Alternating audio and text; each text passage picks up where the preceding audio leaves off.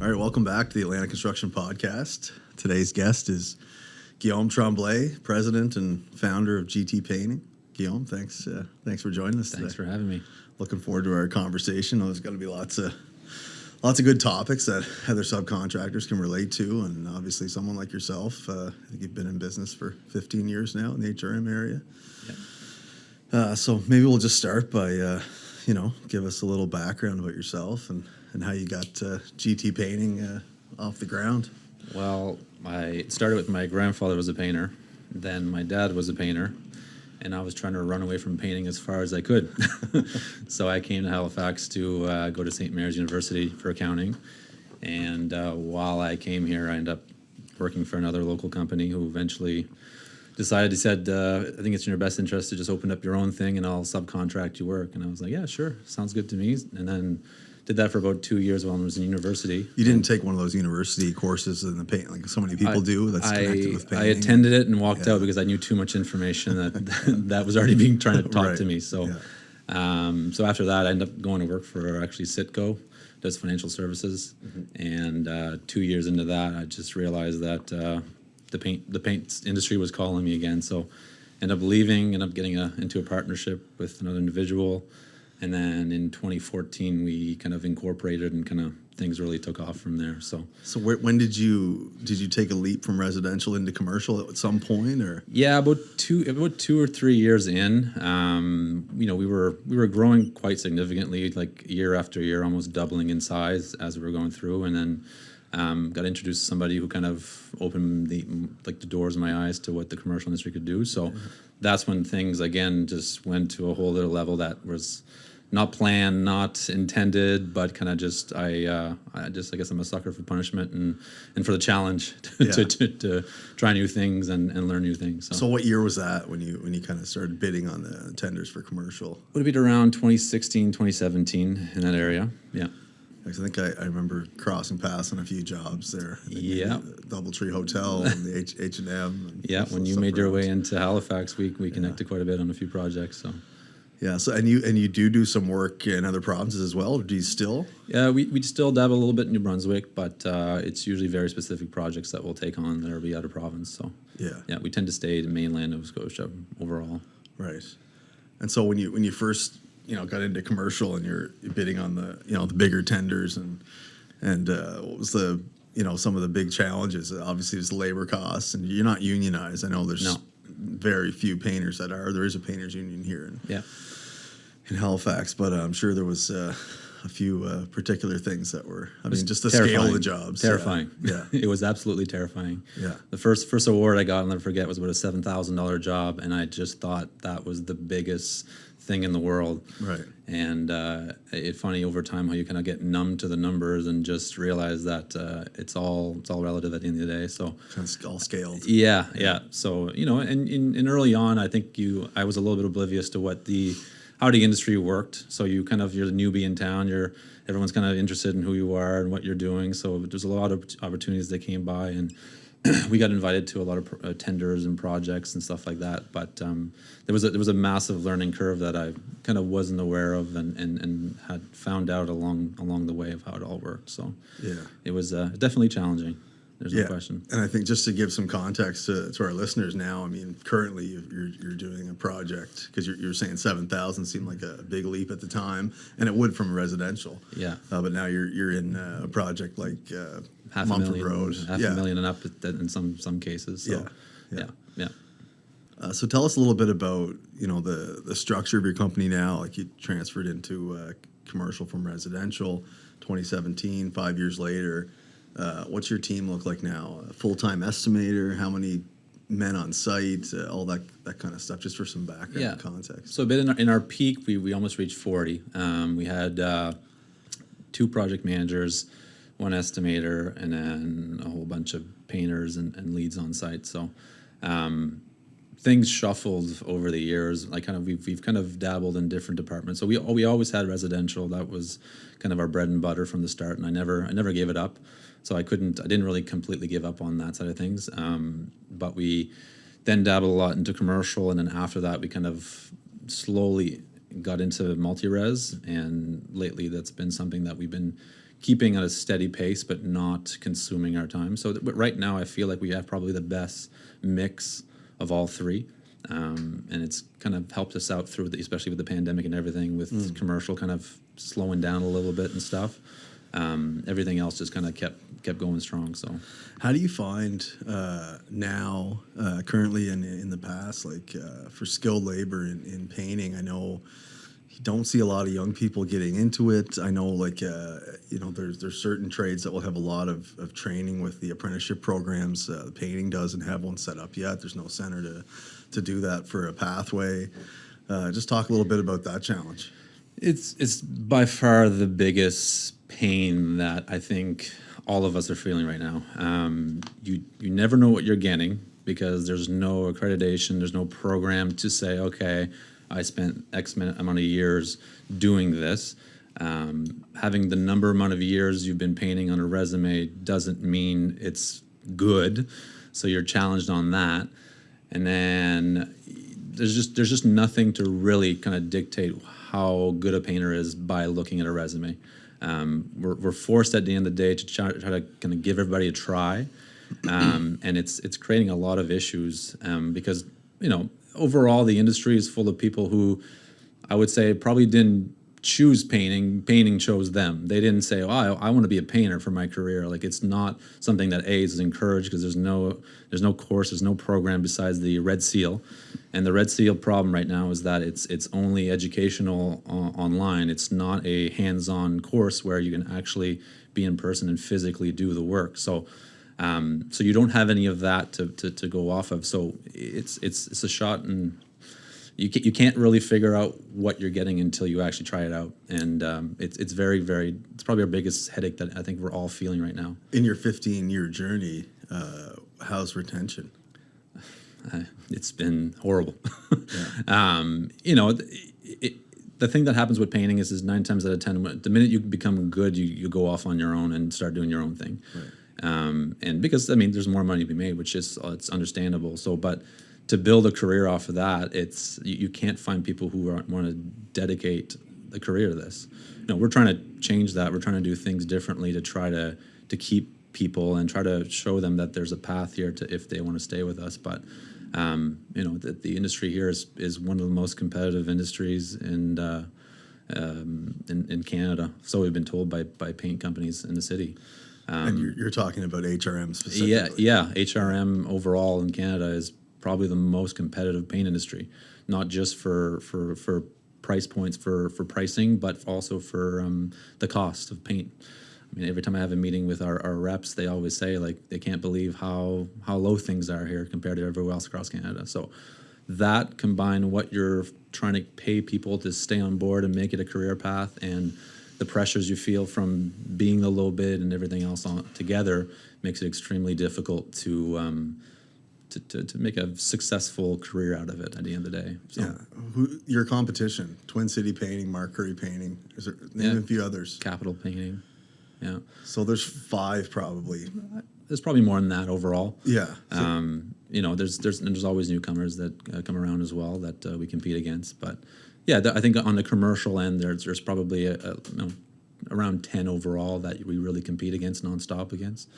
And so is one of your priorities to, gain relationships with quality developers so you can, jump from one building to the next on projects where you're getting paid on time and you're able to price the work at a reasonable amount to stay away from the public tenders? How competitive is everything is that's the hard part. There's no escape. There's no escape. I think at the end of the day, and I know I'm not the only one who feels this pain, but there's always someone who seems to be willing to do it for so much cheaper than you do.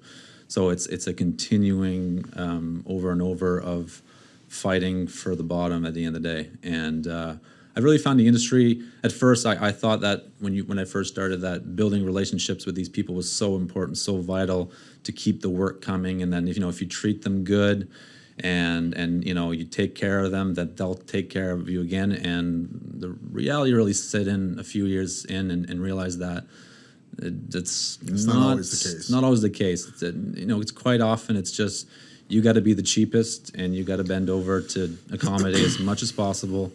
Yeah. if you can't do that, then they'll find the next guy who will. So And it seems like there's always someone else who will.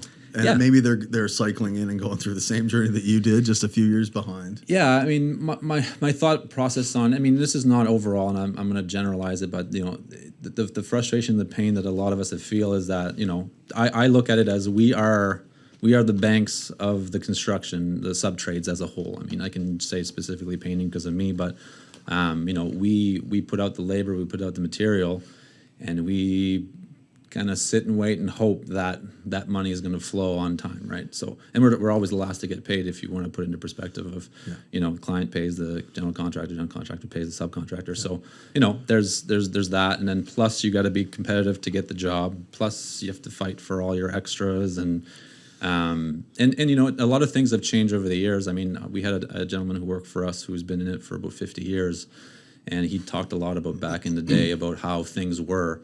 And a lot of things that they never used to do because that wasn't part of their scope of work.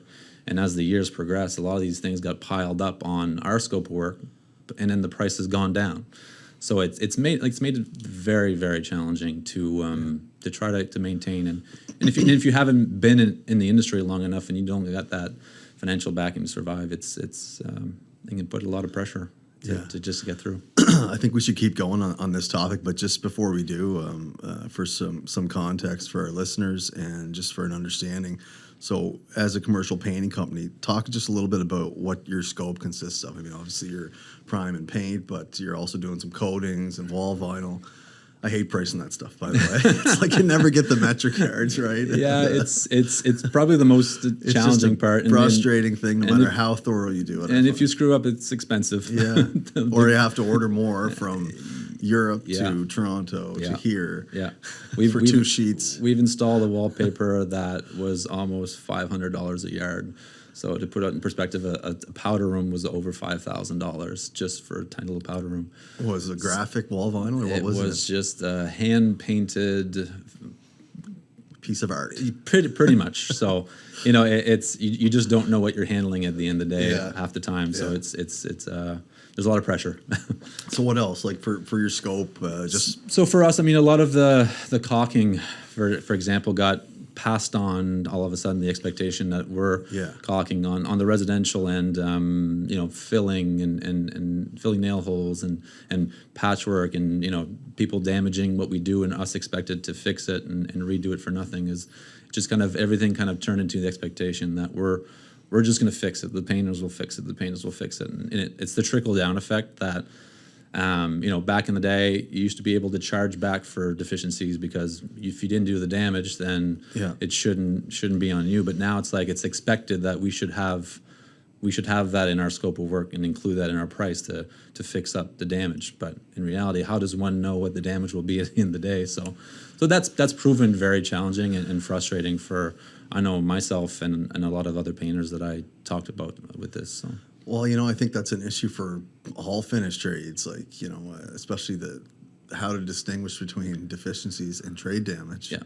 And but it also comes down to lack of respect. And, you know, listen, like I know the paint industry is hit or miss with what you're going to get at the end of the day. So you've almost got to carry some kind of a cushion in your numbers when you know that everyone's walking over each other. So the respect from other trades to the painters, you know, so when that doesn't exist and the respect doesn't exist, it again adds another layer of complications to try to have people who want to be in this industry, because they'll walk in and know that nobody's going to care about what they do in the day. So if you work hard and try to do a nice job and someone's just going to come and destroy it, it's a sinking feeling for them to have to redo things over and over again. You're right. It is a lack of respect. Yeah, and it's like I said, it's tough. And I mean, I know I see it on our painters that we had that have come and gone, who, you know, just couldn't take it anymore and either went elsewhere where they didn't have to deal with this side of the business, or they meaning back to residential. Yeah, or back to residential, or back to another company that didn't do the commercial or didn't do the new construction. So there's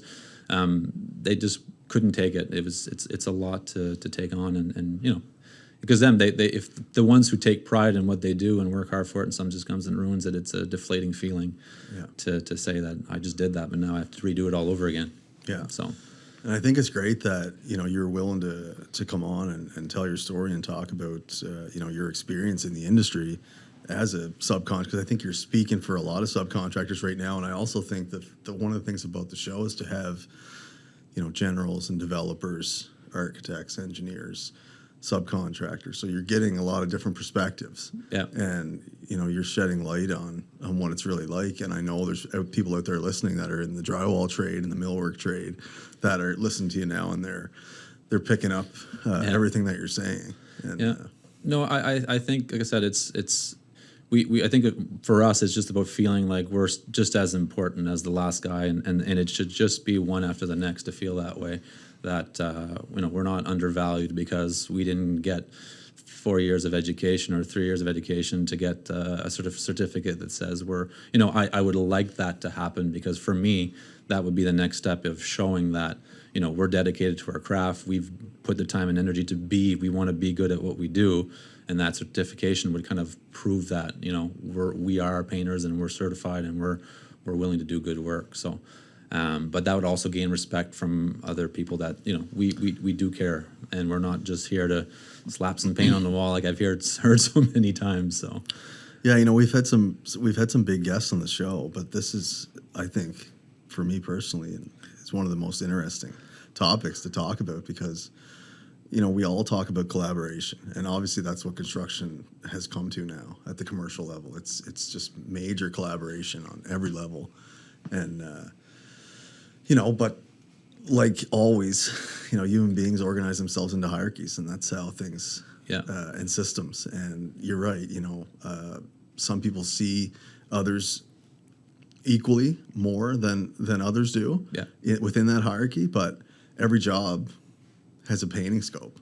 Yeah, most do. Yeah, and it's as necessary as the structural steel, and as necessary as the drywall and the flooring and 9 times out of 10, that's the one that stands out the most when it's done.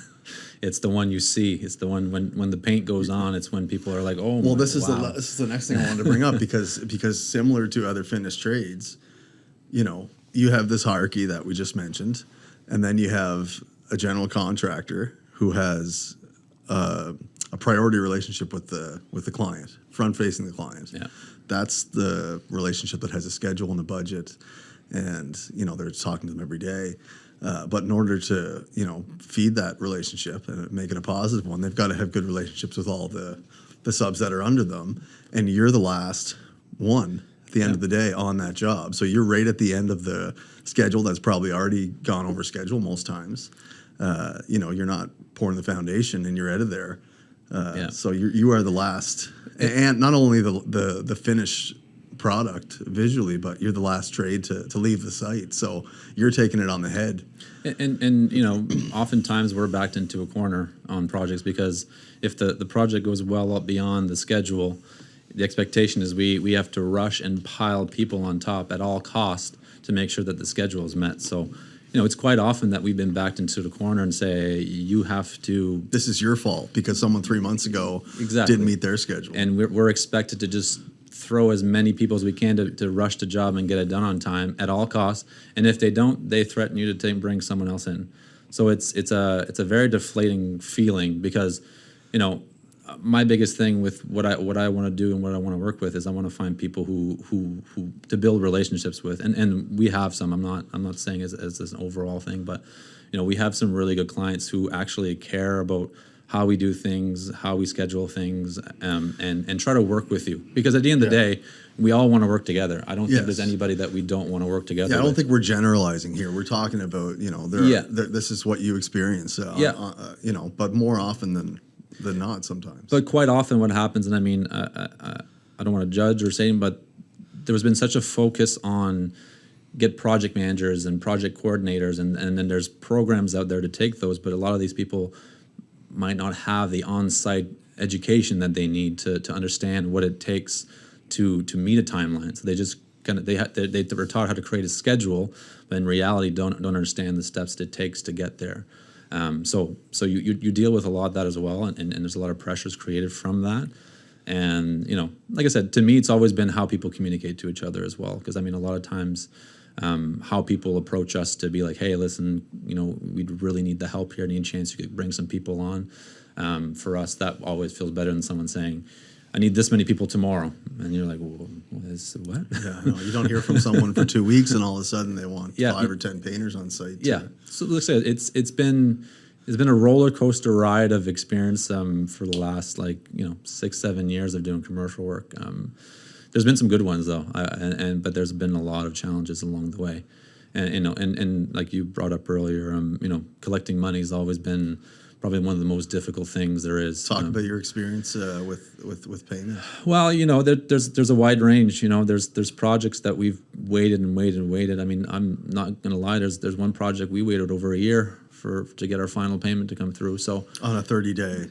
yeah. Original. So to we're I'd say we're a larger painting company, but we haven't been in the business for that long. So that kind of pressure on our finances, really stretches us and makes it difficult. So you kind of have to do everything you can to try to survive at the end of the day. So it kind of always questions, should we keep doing what we're doing the way we're doing it, and what's the lure at the end of the day? What's the draw to continue on? Like I enjoy commercial because it's the I did that factor of like experience, like you and I. Pride. We worked on several projects at Micmac Halifax Shopping Center. Yes. It was just like, it's a great feeling to say I did that, right? Yeah. But then there's everything else on the other side that poses a lot of challenges, and I feel there's better ways to do it.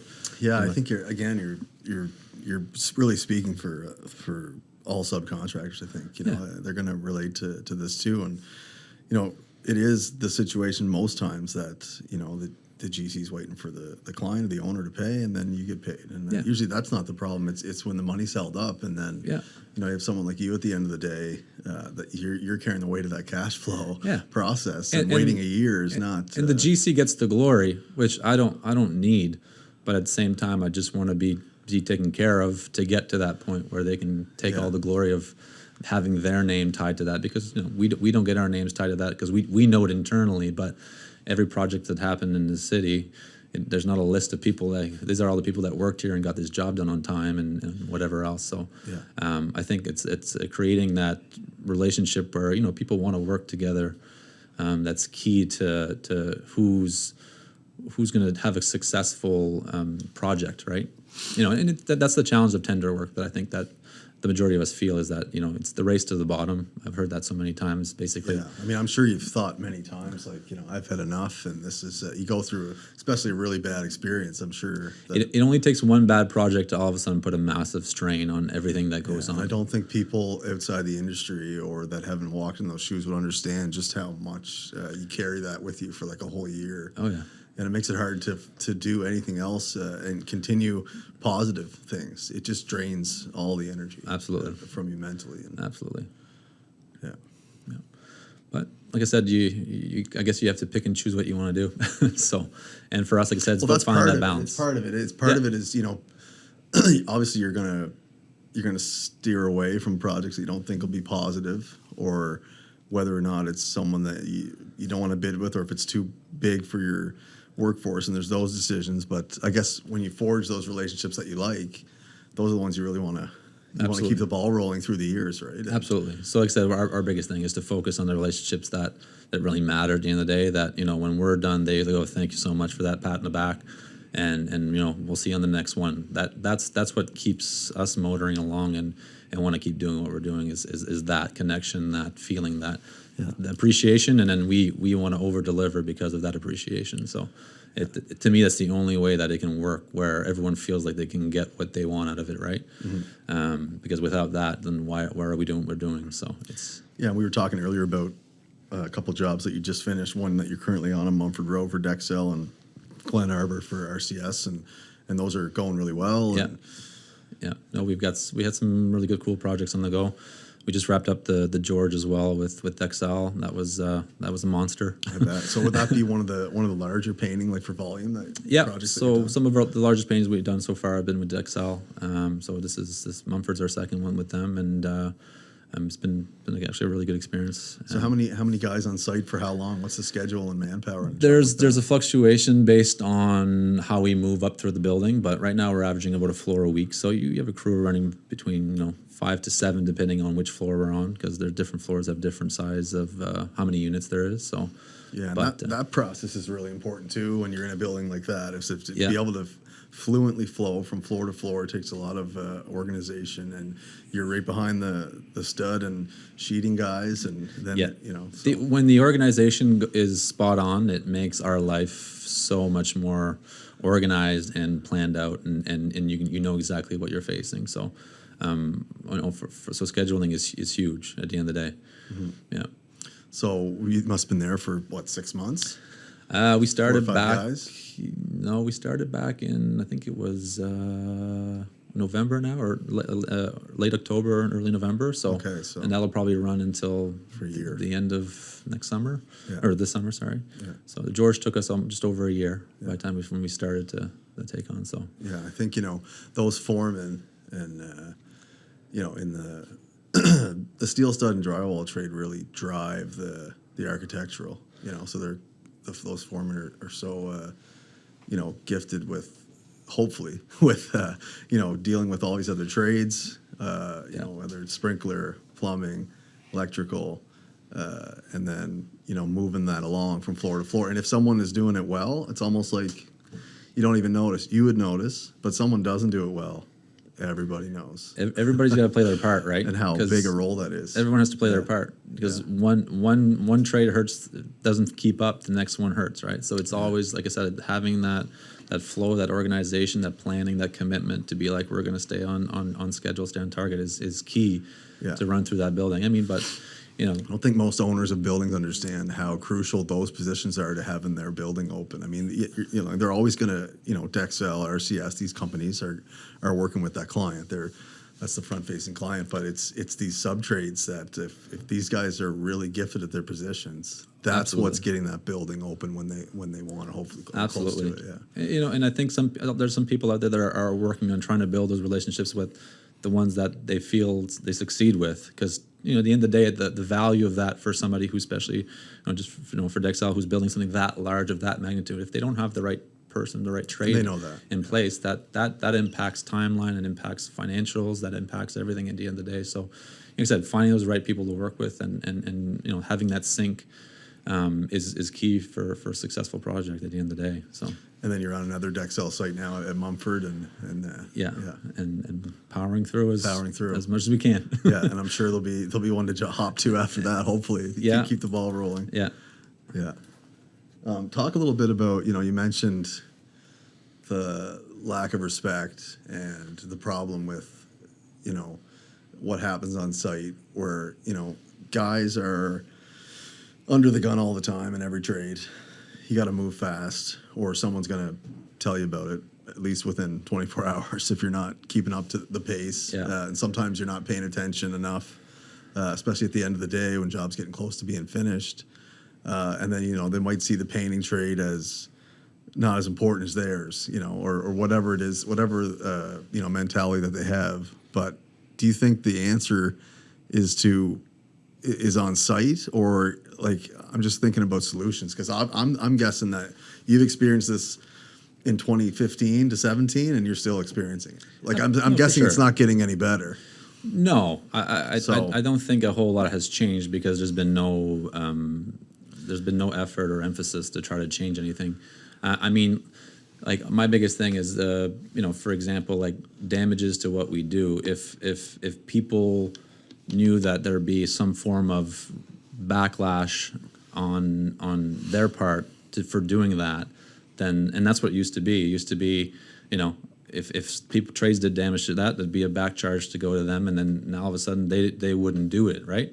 But that doesn't exist anymore. So when people at the top are just saying doesn't matter, the guy at the bottom is going to take care of it, then the expectation is that, well, I don't have to be careful, or I don't have to do things to make sure these things don't happen. So having that from the start and it starts from the top up, of just saying that everybody gets taken care of. It'd be no different than we go in and I'll just throw here, like I go cut a wire from an electrician and be like, oops, and then they have to come replace it for free. I'm guarantee you I'm going to get a phone call and say, here's your bill for cutting that wire, and we have to replace it.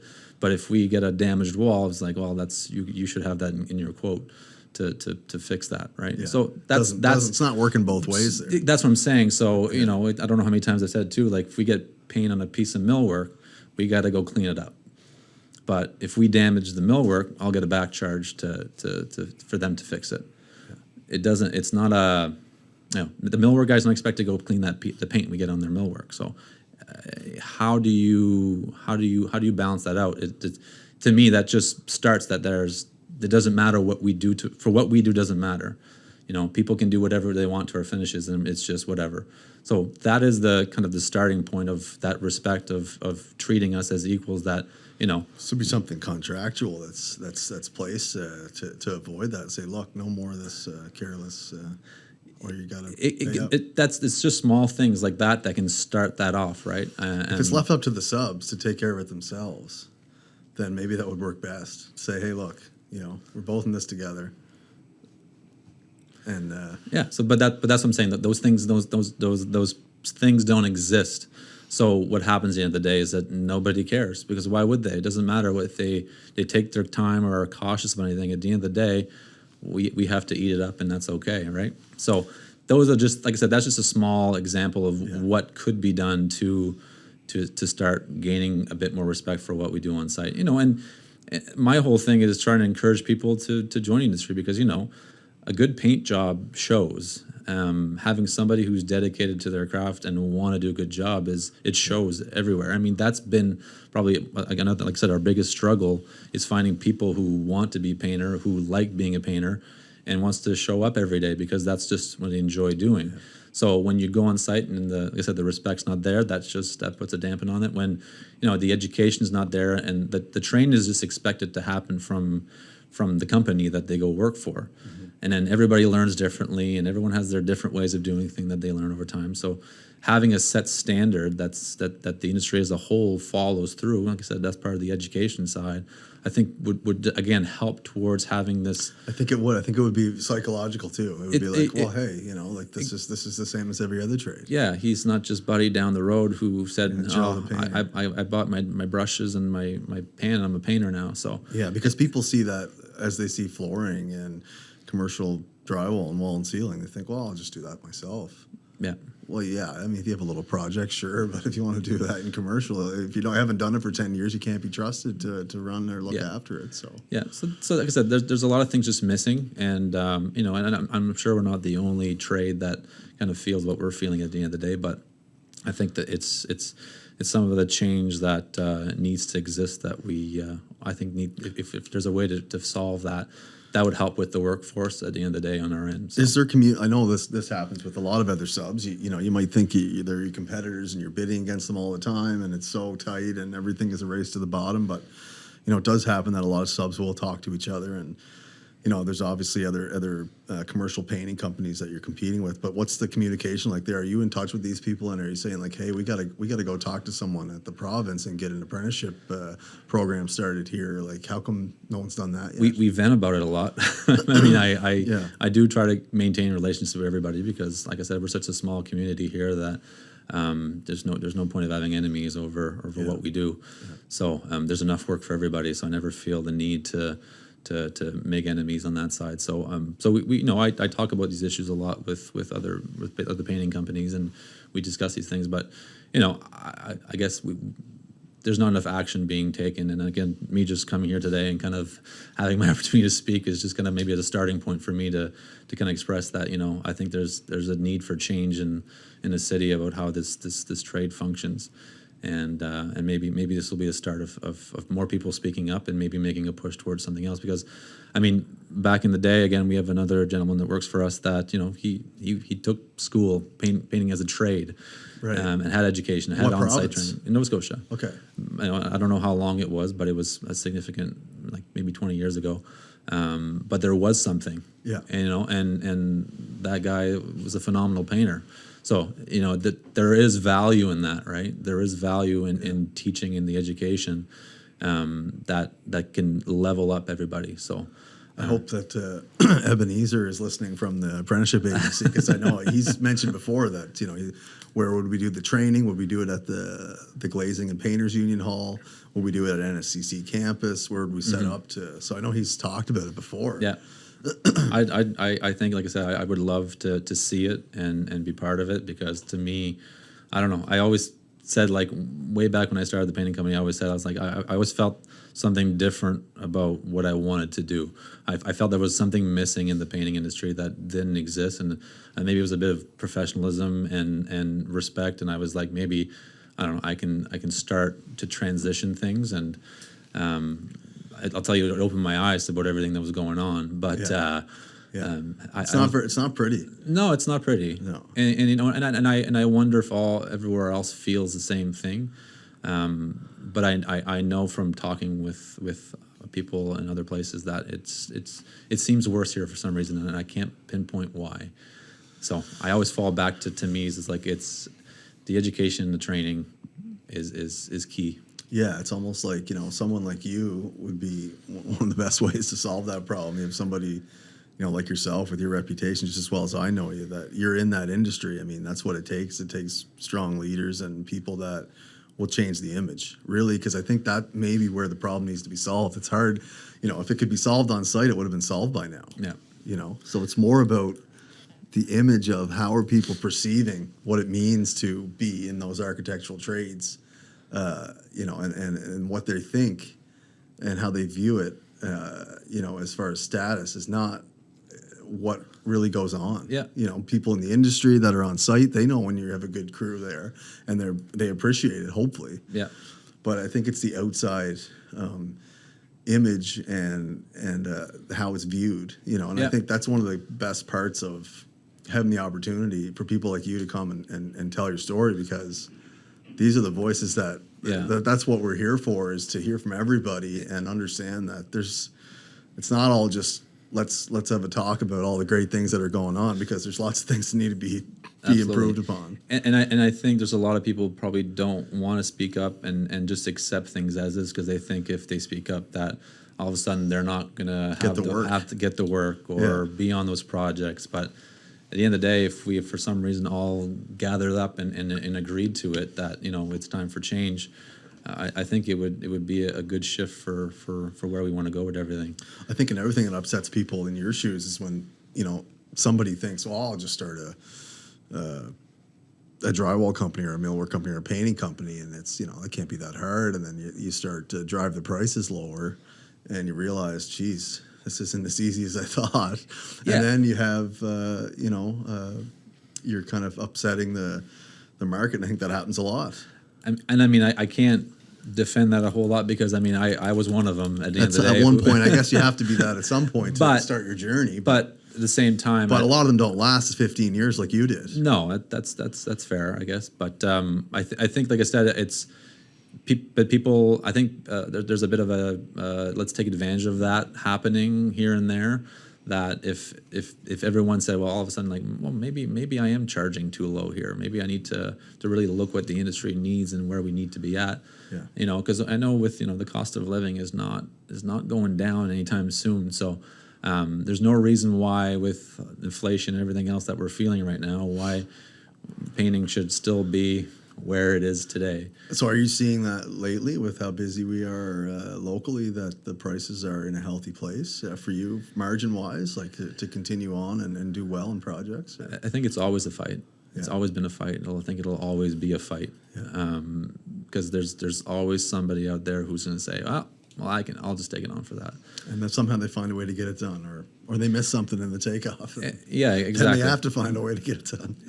And like I said, and that's part of healthy competition too. I mean, I'm not going to take that away, but I think, like I said, as a whole, I feel like everybody could be higher up and work their way up on that end. So where do you see like things going for you currently? How like where what are some of your goals for the next 3 to 5 years? I know you've made a few changes. I was out to see your new office. Yeah.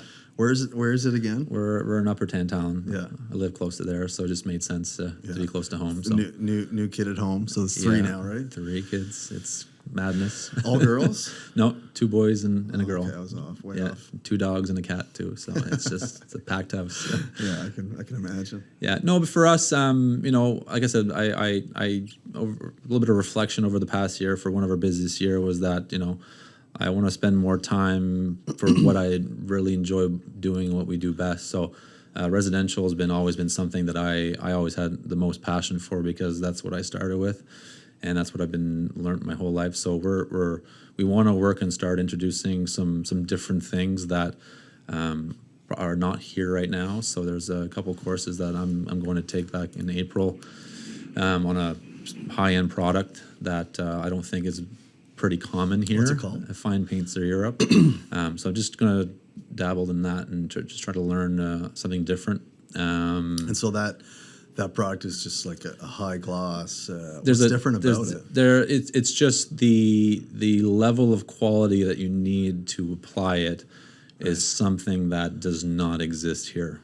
The level of skill, you mean? Yeah, level of skill and the level of understanding. So it's not a 2-part 3-coat prime and paint, is it? It's probably a 12-step process to get to where you get to need. Well, it's more like epoxy flooring or something. You actually have to. Well beyond that. Really? It's just it's the. Is it a trowel on the wall? No, it's plywood brush and roller. Okay. Actually, more brush than roller, but and sprayed as well. But it just requires a lot of level of detail and understanding about prep work and how to create a perfect uniform finish. There's definitely companies in Sydney who've used it and who've dealt with it, but I want to try to make it something part of our business that we can offer something at a extreme high level. And also, we've been looking at trying to add in some pool coatings as well as part of our list of things that we can take on. We've had several requests, and we've done some in the past, but I want to try to get that certification on our end that we can take that to the next level. So you have done some pool coatings in the past at hotels or no personal residences. Okay. Yeah. So we've. What's that look like? Is that is it a kind of like an epoxy? Or? Yeah, it's a lot of epoxy and again same thing, a lot of prep work and. Is it sprayed on? No, we do the roll application. But there's several ways to apply it. So we with the certification that we're looking to get, we'll learn different ways of doing it with different types of product too. So so we're trying to expand a bit more on our higher end residential side and trying to really put an emphasis on that. We still have our multi-unit side and then also some commercial. But again, we're going to try to focus our attention on relationships that are to our advantage right now and really are in it for us, and I think that will be kind of a better outlook. So that product you just mentioned, that's not a commercial product that you'd see spec. That's something you're going to use in homes, residential homes. Correct. Yeah. High-end homes. Yeah. Yeah. Do you do some high-end homes as well? Do you have some relationships there? Those must be good projects for you. Yeah, we get some good relationships with some good builders in the city who have really taken care of us, and so that's something that we want to keep focusing on and putting a lot of attention on that side of things. I always find it fascinating the coatings and the product you just mentioned, and kind of ties into like EIFS and stucco and epoxies and different floor coatings and deck coatings. There's so many different products. I think it's hard to price in the specs because you're looking for an alternate. A lot of times you can't find one. You're not sure. It's a tough one you really have to know. There's so many products out there. So many. You have to really know the products to know what's going to work. And there's so much you don't even know. Yeah, it's like no one really knows for sure. Once you start looking, you realize there's so many options out there for what you're doing. So you just kind of got to pick and choose one and really dedicate yourself to it based on how it treats you, I guess. And learn that product and then be it. Yeah. Because I mean, even for just residential painting that we do, certified installer, it's very easy for us to get locked on a product and just we don't want to change from it because we're so used to it. We've used it over and over again. It's done everything that we wanted it to do. So for someone trying to persuade us to go somewhere else, it's very difficult because we're dead set on that product. So yeah. Well, this has been a great conversation. We touched on a lot of ground. I really think that I hope that a lot of subcontractors will tune in and I know they're going to relate to a lot of the topics that you're mentioning, and their ongoing frustrations for everybody, and there's no quick or easy answer to it either. It's not like like I said, I think before, I think some of the stuff would have been solved by now if it has to do with relationships and respect and just great topics for me to listen to as well. So No. anything else you want to touch on for GT painting, or anything that you want to mention before we wrap things up? Or? No, I just want to appreciate you having me here and talk about this, because I mean, it's been something that's been discussed over and over again for the first time, like kind of coming out in the open about it. So I hope that this will be the starting point of maybe a few more people trying to speak up and just try to create positive change overall. It's not here to cause issues, but to just try to create the next step of good relationship building and have people work together rather than against each other all the time. Yeah, well, thank you, Guillaume, for coming on doing this and having the courage to do it. And like you said, speak up and try and create some positive change, because I think that's what it takes to get at least move forward with some of these issues, right? So Absolutely. it takes courage, and thanks for doing it. And it's been a pleasure to have you. Anytime. Cheers. Thanks so much. Thanks for tuning in to this episode of Atlanta Construction Podcast. Be sure to follow us on any podcast platform you use. You can also find us on LinkedIn and Instagram at Atlanta Construction Podcast. Be sure to send us a comment or a review. We'd love to engage with you.